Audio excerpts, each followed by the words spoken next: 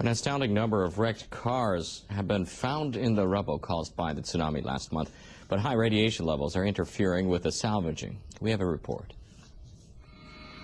The tsunami left a trail of disaster through the coastal city of Iwaki in Fukushima Prefecture. Now people are clearing away the wreckage.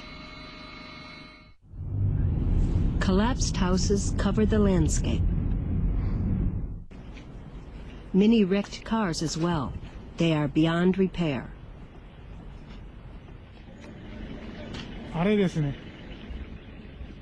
Local demolition companies receive countless calls from car owners to recover destroyed autos.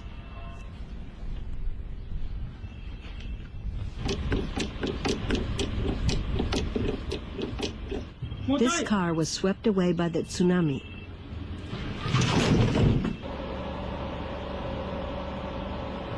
It takes heavy equipment to lift autos from the rubble. Seawater weighs some down. This requires a real balancing act from the crane operator. It usually takes an hour, sometimes two, to pull out just one car. It's very hard to remove these cars from the wreckage where there are so many dangerous things lying around. You could step on a nail, and there are also shards of glass and scraps of metal. This company has salvaged over 50 cars. In the past, the company sold wrecked cars as scrap metal to a recycler, but now it won't buy the metal. Recycling companies refuse to accept metal that has more than 0.3 microsieverts per hour of radiation.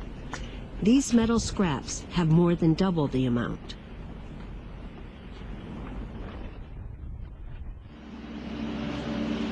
Kazuhiro Watanabe operates a wrecking company.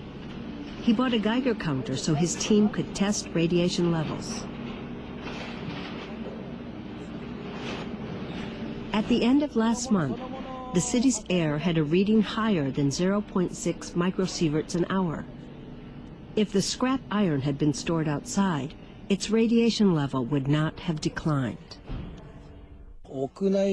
I was told it would be best to store the parts indoors.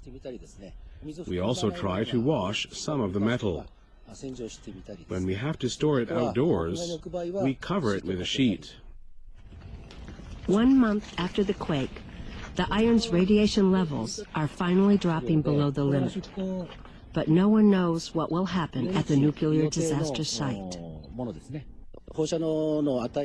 We've been wondering how high the levels of radiation will rise. It's been a huge worry for us. I really hope that someone comes up with a way to lower the radiation level. Cleanup efforts move ahead at full speed. But the nuclear emergency at Tokyo Electric Power Company's plant at Fukushima interferes with the recovery.